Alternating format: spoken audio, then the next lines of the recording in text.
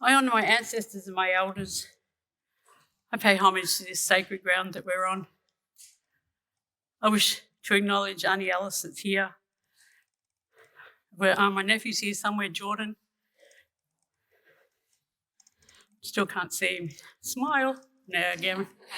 I acknowledge Amber, my granddaughter, and I have my great-granddaughter here, little Jada. I think this is her 9th ceremony. She comes with us, and she's a pleasure, and she keeps me going, even on my hardest days. I'd like to acknowledge elders and elders of different nations. I acknowledge any Aboriginal and Torres Strait Islanders here. I acknowledge any First Nation peoples. I acknowledge all of you, and I pay my respects to your ancestors and families. We were here a few months ago, probably not even that, I can't even remember, because life is so exciting here. And we had a lovely smoking ceremony. All I can remember, it was really hot. I can't swear, but it was really hot. And we had a smoking ceremony. It rained. We had people dancing in the rain, and the rain left us for the opening of this beautiful building. And we have smoked this area before. And to walk in here today, and I haven't been back, and to walk in here today, like I was, wow, how exciting is this? It's so different, and it's beautiful. It's absolutely stunning, and congratulations. My bed goes over there for when I need to stay in Melbourne. Free accommodation sounds good to me. But it's lovely, and I've been thinking about our travels and journey with the convent, and it's always been positive. And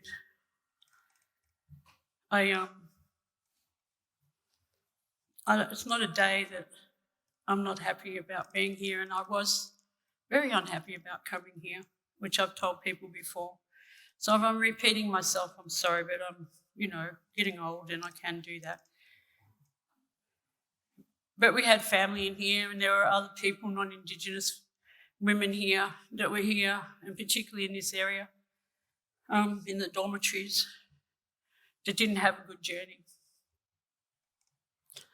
And to now have a space where people can express freely and have a voice freely, and for us to listen to people's journeys is awesome.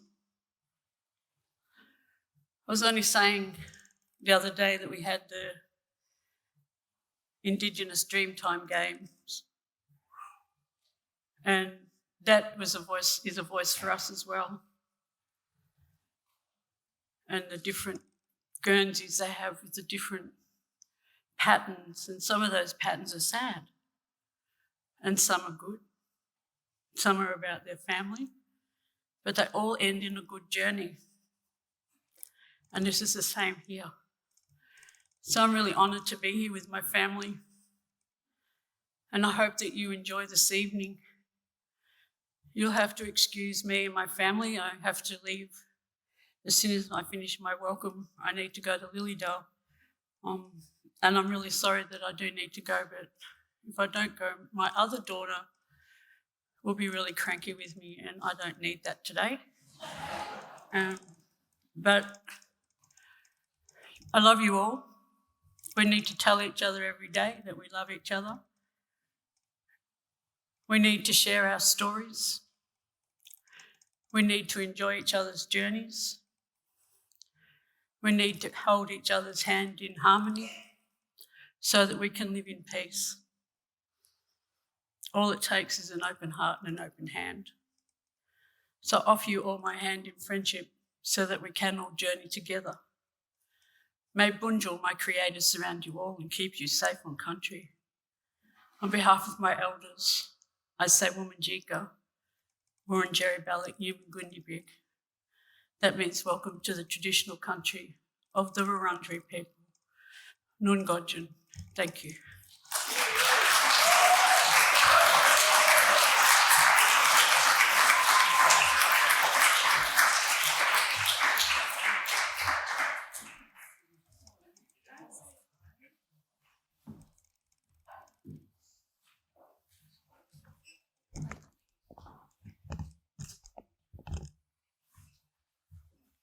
I always get emotional in this great way when you speak, Auntie Di, because you go right to the heart of it, you know. You speak about heart and love and family and connection and openness.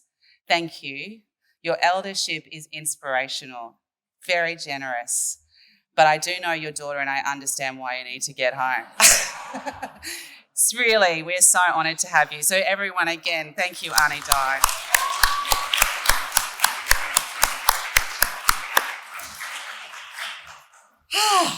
So tonight, you know, my team is going to look after you. So we are going to serve drinks. And if you need to get up and get some food, so do that. A bit of housekeeping, because it's all new, the bathrooms are just there. And they're right near a thing called the mezzanine. And you have to check out the mezzanine tonight. Promise me you will. It's accessible by stairs or lift. And do check out the lift because it's pretty special. That space, the mezzanine and the lift, was generously funded by the John T. Reid Charitable Trust. They provided the funds to purchase as well some of the core production equipment here in the laundry, and for that we're forever grateful. I want to note an apology from long-time Convent supporter, the Honourable Richard Wynne, Member for Richmond, Minister for Planning, Housing and Multicultural Affairs. Without the support and generosity of the Victorian Government, who, through Heritage Victoria's Living Heritage Program, invested $2.7 million, this first stage of restoration works would not have been possible.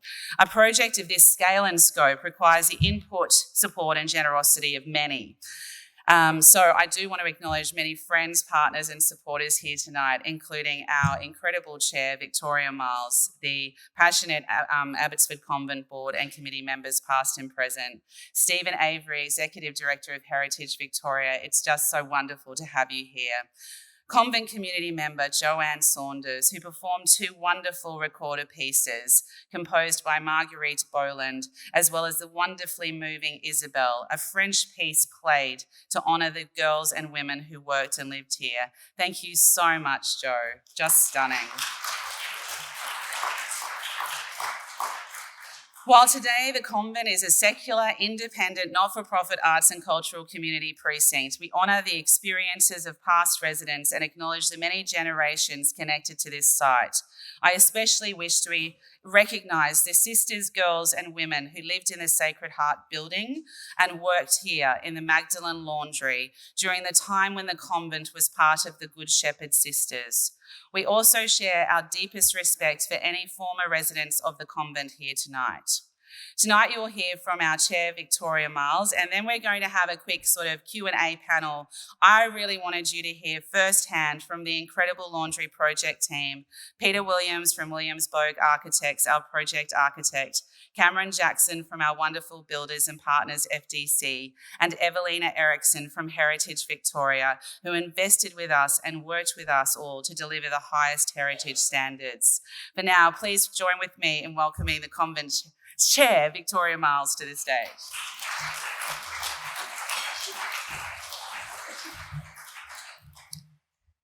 Thank you very much, Collette. Yes, my name is Vic Miles, and as chair of the Abbotsford Convent Town Foundation Board, I'm really pleased that you've been able to join us this evening and to celebrate this really special event. I also want to thank Auntie Di for welcoming us tonight and for her warm and very kind support of what we do here. So my role is to just talk a little bit about the history of this site before we commence the panel discussion. I know that many of you are familiar with this, but not everybody is.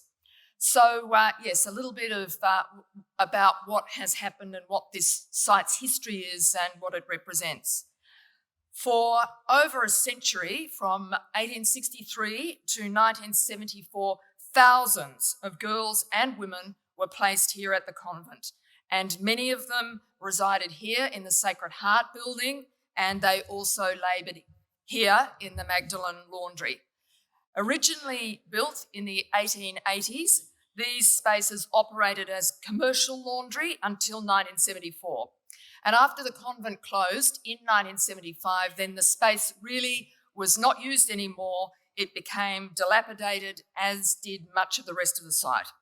So for more than 20 years, longer really, this was completely unseen and untouched by the public. Then, more than 20 years ago, a group of local community residents came together to stop really the whole of the site being converted into a multi-storey residential development.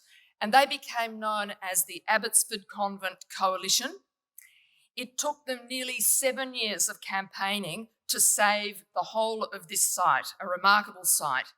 And their goal at the time was to transform what you can picture was a dilapidated place that really hadn't been used a lot. Some parts had been used for different things, but their vision was to convert this into an arts, cultural and learning precinct. So it goes without saying, I think, as we stand here tonight, that we are completely indebted to that group of campaigners, and that's what they were, campaigners, who fought so hard that the community can be here today. And also so that the Abbotsford Convent Foundation, as stewards of this precinct, can continue to restore, protect and then enliven these incredible spaces.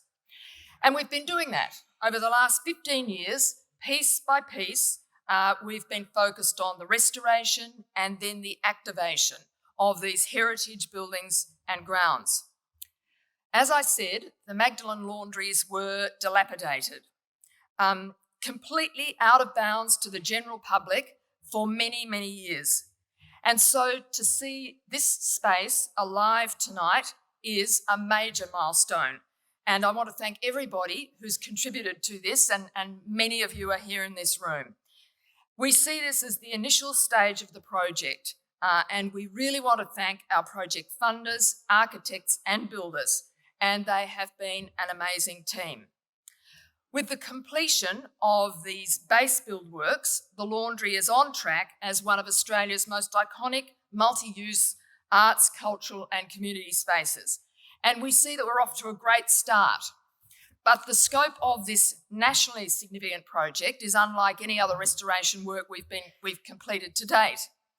The restoration and the fit out of these enormous spaces is a multi-million-dollar project. And we see that these initial works are just the beginning.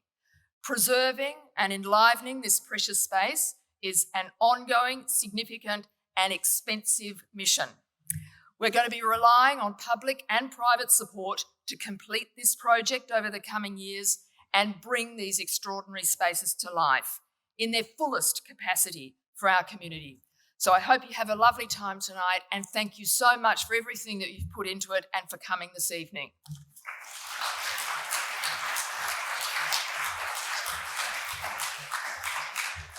Fantastic, Victoria. So as you all know, we're a vibrant arts and cultural learning wellbeing hub. Everything happens here: markets, exhibitions, performances, think tanks, meetings. So it's a dynamic and ever-changing place. So we're really excited about the Magdalen Laundry, obviously. We think it's a stellar venue. We think it offers something different, and it's the largest venue that we have here at the convent.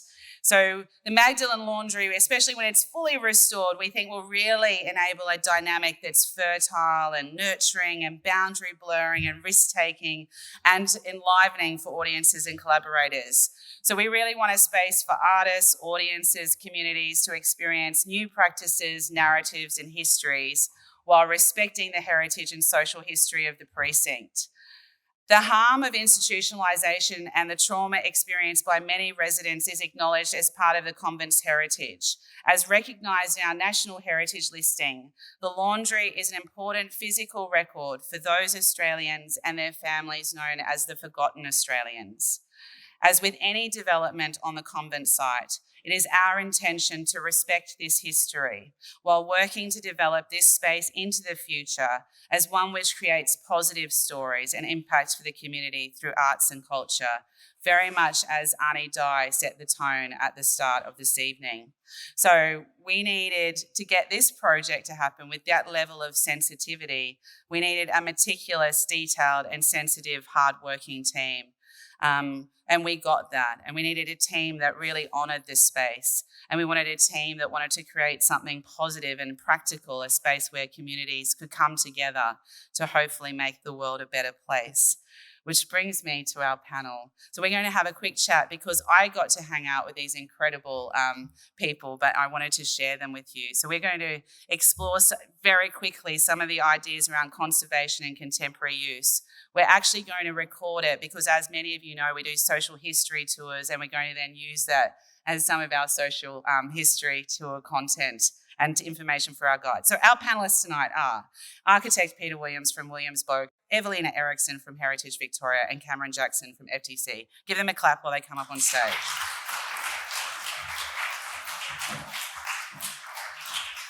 Okay. Hello. So Peter is on the end, Evelina, and then this is Cam. So what is it about a heritage project like this that's different to the usual projects you work on? I'll start with you, Peter. I should have this up here, I suppose. Look, the difference between this project and a lot of the other projects we worked on is the word heritage. I mean, that is the significant difference between a project that is meeting a brief, which is a functional brief, which is a brief that has certain spatial requirements. It might be responding to geography, it might be responding to geology. But in this particular instance, there's a sort of a path almost, embodied in dealing with this particular project. And I guess I can say that when you're an architect looking at design, what you try to do when you start with a blank paper is define limits that you can respond to. And in this particular instance, when you're working with an existing building, especially one which I would say is a capital H heritage project, the guidelines are already laid out. Yeah. So it's about making judgments within that context, and that can be fairly intense.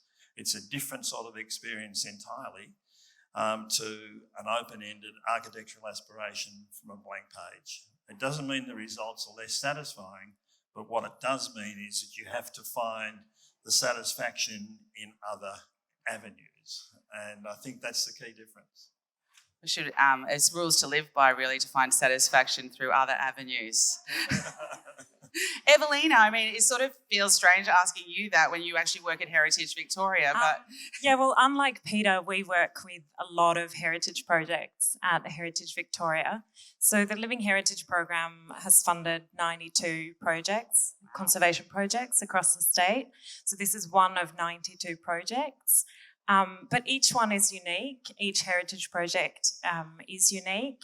And what's especially unique about the laundries, I think, that you've already talked about tonight, is the social history and the difficult past of this space.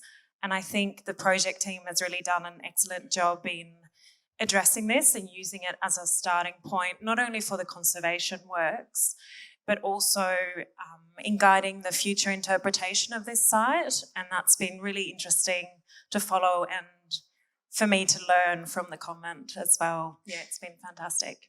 Yeah, and we're really excited about the ongoing layers and stories we can build together. And there's a lot of artists, some who've already worked in this space, who are already adding to these new layers and textures. And what about for FDC, Cam? Well, I mean, for us, builders are very good generally with a sledgehammer, and here we have to use a velvet sledgehammer because, this is just such an incredible space. And it's, I suppose for me, I love my heritage, and I've got a lot of heritage in this country through my family, and to come to a building like this, we're privileged to work here. We really are, and to work with the team. We learnt a lot on this project, but we certainly have a deep passion now for heritage projects. Yeah, we really felt that, you're handing over almost your baby, and having the builders come in with such sensitivity and love for it is really beautiful. I'm going to start crying. Okay, so what are the special and unique elements in this project that have excited you? Anyone want to dive in first, or shall I boss you around? Well, Peter's got it all written down. He's cheated. I scribbled a few notes. Well, look, I'll answer that one as well. First off, out of the panel of three, look, I think the thing that amazes me and that does excite me is that the grand spatial gestures that have been made by those that advised the Sisters of the Good Shepherd to build these buildings. It sort of fits into that area of if it's worth doing, do it well. And what it's actually about is a shelter over a fairly humdrum industrial menial task, but somehow or other lifted by an architectural composition that draws heavily on history and buildings from the past. And it is absolutely staggering that we're sitting here in a building which has got longevity back to Roman basilicas. It was a laundry, and we're celebrating it as a gathering space, not only for the community of the convent, but the bigger area of Melbourne, Victoria, and hopefully it'll be acknowledged nationally. So I think that's what amazes me, and I think it's incredible that the church actually achieved it and built it, and the sisters ran the bloody thing. It's amazing. Yeah, I agree with Peter on that one as well. And it's hard to see tonight in the dark, but this space is really unique, not only for its history but also for its architecture, and that's partly why it's on the Victorian Heritage Register and recognised for its history and architecture. But it has this really unique basilica roof and the clerestory windows that you can see as well. So it's very reminiscent of this of a cathedral space, which is very unique. Another thing that's been really interesting in working with this project is that instead of recreating an older decorative scheme or perhaps beautifying it, we have retained the evolved colours and fittings, and all of that character has been retained, and that's because that story of neglect is really important to this place as well. Like we heard earlier tonight, this building was almost lost to the community. So it's been really important to retain that story of neglect following the decommissioning of the laundries in the 70s. And that's really a different approach to many other heritage projects that are occurring right now. So it's also been really exciting to work on that and to experience that. Yeah, what I really like about the building is that it does have a past, and certainly I think it's a very respectful outcome that is now being passed on to the next generation. So there's a legacy left there by those who had hardship here, and I think it's a legacy left for the next generation. That's what our heritage is all about: is remembering it, but having a positive outcome from that hardship. And now we've got all of the labour of your teams as well, adding to the texture of it.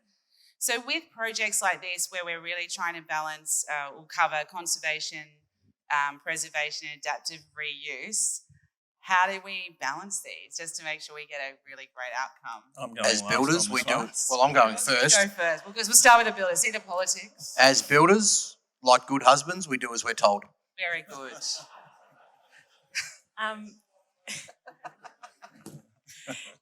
Yeah, it's really interesting because adaptive reuse can actually be a really important part of the conservation of a space as well. Finding a new use for buildings, if it's done sensitively and sympathetic to the significance of a space or a place, it's actually really essential to ensure that the building is maintained into the future. And that's also been one of the objectives of the Living Heritage program, is to increase public access to heritage buildings or places. And in this case, without this new future use, it would have just continued to be closed off to the public. So it's really important for the conservation of heritage. Yeah. I think from a practitioner's point of view, when you ask the question, how do you balance these to ensure a great outcome, I must say that HV process helps, because there is a sort of a reference point there, which is about considered responses to a whole range of aspects, and the judgments that have to be made here are really sometimes big picture, but more often than not minutiae. And I think the question is that you can actually end up burying yourself in detail, lose the big picture. And I think on a project like this, which is probably, a singular or just two spaces like the annex and this one, you haven't got a lot of little rooms, you haven't got a lot of sort of interrelationships and things like that. So how you actually interpret a space like this becomes really a major sort of weighing up of many factors. And I mean, the sorts of things that you're not seeing here is the wonderful industrial artefacts are underneath the floor here. There's basements, there's bases of machines, there's pipes, there's pits, and there's all sorts of stuff in there that really we know's down there that you don't actually, we know that's down there you don't actually see. So it's underpinned by a whole lot of sort of hidden things that would be lovely to interpret. And I think there's a sort of a design continuum where are you working towards an adaptive reuse? Are you working towards a preservation or a conservation outcome? And I think that's where you fit into that sort of sliding scale is almost a little bit different in every decision you have to make. Yeah. Yes, and I agree with that as well, Peter. And I should also add it's been great working with Peter, and Greg is the other architect who we've worked closely with. He's in the audience, who've found really simple and innovative solutions to every single small problem that's arisen throughout the project. Because like with any heritage project, it's really hard to know what you're dealing with until you're really getting started, and the builders have, I'm sure you've come across that as well throughout the process. Look, we haven't. I mean, our normal, I suppose, process is a program and we run along with it and we achieve program, but this job was such stop and start, and I would like to thank our team at FDC for that thought they put into it, because as builders we build, but these guys have gained a great discipline in actually stopping, thinking about what heritage is, and they're really skilled at it now, and we absolutely love that. Well, you segued beautifully, because at the Convent we like to think about ourselves as a learning institution. So what are the key learnings out of this project? Sledgehammer stays in the ute. But no, it's about our key learning really is working as a team with their team. So, we might have been the builder, but, I suppose the finer detail of what we're looking at tonight came from, these guys, Heritage Victoria and the architects and that sort of thing. And whilst we had a lot of robust discussions, there was a lot of respect in the room for everyone's part in it. So it was a real team effort. But our learnings has really been about, there's lots of key people within the project. And as we went along, we learnt a lot about how we had to do certain things. And whilst that was not our mainstream, we did it very well in the end. Yeah, I have to agree with Cameron as well. I think the importance of working with a flexible team that are really open to learnings along the way, and tackling challenges as well. And I think, the project team is a whole lot bigger than what's up here too. And I think in the audience we've got the conservator, we've got the interiors curator, we've got the heritage permit officers from Heritage Victoria, and the heritage architect and all of the builders that worked on site. It's a big machine almost behind a project like this. So it's really been fantastic to learn from all of those people during this journey. I feel very privileged to have been a part of it. Yeah, look, it has been a terrific process, and I think the point that I'd make about one key learning here is that it certainly is a case where design thinking makes a difference. But I think the important thing is to work out a way to communicate that. And I think one of the things that happens is that you tend to say, yes, look, we've got that solved, but how someone that's actually on the end of a power saw about to do something actually understands what drives that and what's behind that. So I think that's a very special skill that can be worked on and built up. And I think if you actually do have teams that are very familiar with each other, know the sort of settings, that you actually end up with less sort of frustrations and problems along the line. So I reckon the learning about that I take out from this project, because this is a project without precedent for me and our practice, that I think that's something that can be worked on. Yeah. And this is the tips for everyone in the room, because you'll see the rooms, the space probably differently. But, now we're at this part of it. What do you love? So what can't you wait for everyone to see tonight and to show your loved ones and colleagues? Well, I'm going to start with something you're going to hate me for. Right. The big pipes in the male toilet. Can we allow everyone to go into the men's toilets tonight? Collette, are we making an executive decision? Yeah, we're approved. We're very flexible here at the I think we definitely should, because when you look at that, it's industrial. Was the heart of the laundry in steam and stuff like that. It's a really, to me, it blew me away. I saw it in its raw form, but to see it tonight with the glass in front of it and that sort of thing, it is quite incredible. One of our team today said that bit made them feel like they were in New York and not Abbotsford.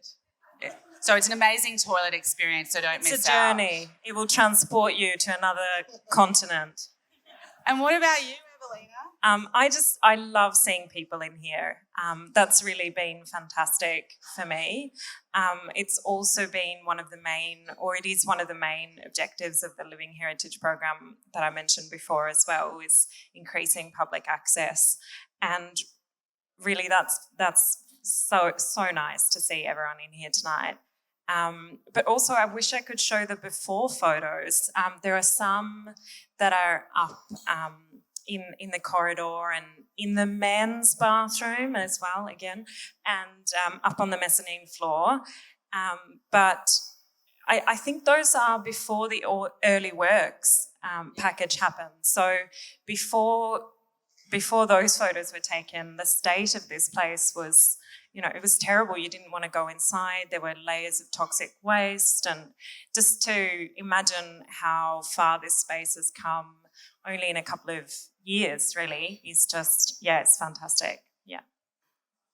When Vic spoke, she talked about how depressing this place was initially and how derelict and how neglected it was. And I think the thing to show off here is that it doesn't have to be that. Once something's neglected, it's not a sentence, it can actually rise above that condition. And I think it fits into my belief that design can make a difference. And I'm talking about design here, not so much about the nice doorknobs or the fittings. I'm talking about design in a holistic sense, about how you bring those forces together to make it something that enhances the human condition. And I think that's probably, what I'm proud about, that we've made a contribution here that somehow or other offers a cohesive and useful space to a whole range of people that will discover it. And we often say, if we wish these walls could speak, but I actually think they can speak, and you do feel that when you walk into the space, that these walls actually do speak. And, you know, this is actually a glorious start. So we keep talking about stage one. So just to end up, there's a lot more complex work to do to complete the whole laundry space. So what excites you about the future works, what we could build, and what do you think it would mean to Victoria and the nation? This is sort of the tip of the iceberg in a way. I mean, it shows you what can be done, and I think you can talk about physical assets. I think one of the great things about the convent is its site, its area, its garden. So it's more than just upgrading the buildings. It's really got the potential for Victoria, which is increasing in its population, demands on open space, you know, people seeking opportunities for recreation, open, you know, to breathe. It's a lung for the city. And I think that's a really important aspect of this. And I think when people can see that you can be very successful with aspects, you can put all those aspects and bits and pieces together to make it a really significant thing for the state. And it's great that the government could see that and funded this original piece via Heritage Victoria's input. So I think it's the sort of point for thinking very positively about the whole of the site and where we end up with identifying next projects. Yeah, I really look forward to seeing this space evolve over time and seeing it used by the local community and visitors. Yeah. I think this is, like you say, the tip of the iceberg. This is a fantastic space done on a very tight budget, and it wouldn't have been done on a tight budget had it not been for a great team. And I think if that team can stay together and keep going here, I think it'd be, you know, it'd certainly do the space justice and, like I say, provide a legacy for the future for Victoria. Now you understand why I wanted to share these three beautiful voices with you. So please join with me in thanking them.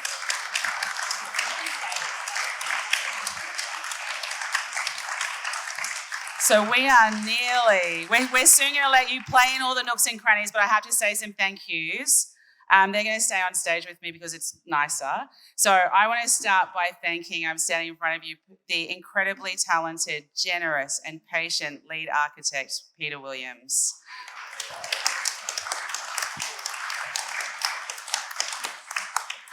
It was an absolute joy to work with you and project supervisor Greg Myers and the whole WA team, and to Heritage Architect Nigel Lewis. Thank you, WBA. And to our wonderful builders who also worked with us on the Sacred Heart, FDC Construction and Fit Out, including Con Hart and Amy Lampard. Amy is divine and here tonight. And lovely Cam, John Lane, Vanessa Boag, Michaela Bagnall, and always here at the convent, Peter Cowie. Thank you, team. I said before at another event, I've never felt so passionate about, I never knew I was going to feel so passionate about builders, but FDC has changed my life. And Evelina and to Stephen, I really want to thank Heritage Victoria. It's such a valuable partnership. It's such an exciting moment for us to be part of what you're trying to build for Victoria, such a vision. So to Stephen, Evelina, and also to Anne, thank you so much, team, and thank you, on behalf of all of us, please keep up the good work and for making these things happen.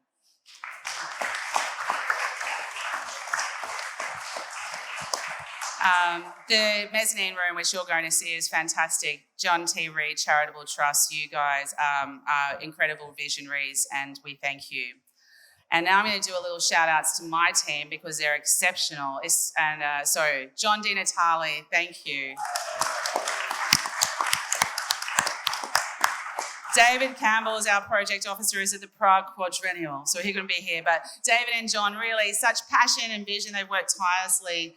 And tonight I'm just going to do a thing that isn't usual, but I'm going to take a moment because we're at a public event. I want to make special mention of convent producer Chloe Weavers, who with the team...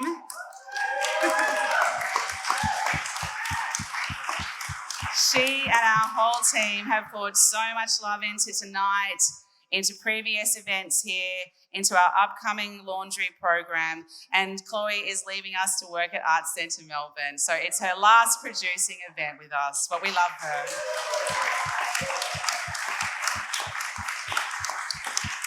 And she knows you never stop working for the convent, so that's good. We've had some incredible additional production support this evening from our friends at MAB Melbourne, thank you. And finally to the convent community, especially those who have students in Mercator and Sacred Heart. You've been patient and so supportive while these building works have been underway, and we thank you. So tonight, all of the food is provided by our on-site caterer, Basaria Fine Food. So dive in, graze away, enjoy, it's stellar. Bubbles, wine and beer is from Black Hearts and Sparrows.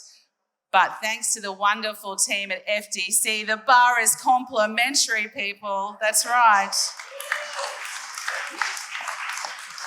It's open until 8. Thank you, FDC. And if you want to come out afterwards, because some of us will want to talk about how great we are and the project is for hours, come and join us at CAMS in the convent building. The incredible new venue is going to be matched by salubrious tunes by The Divine, one of my favourite artists, Rose Reball. You don't want to miss her work, so you'll love her. And also, this stunning work here, video work called We Close Our Eyes When Dreaming, is a work that is really a love story to this building by Gabriella Mangano and Silvana Mangano. So I'm going to do a bit of a teacher thing. All the rest of you can party except for those who worked on the project. So Heritage Victoria, FDC, John Di Natale, and WBA, you're coming to get a photo with us. The rest of you, thank you all so much. Have a great night.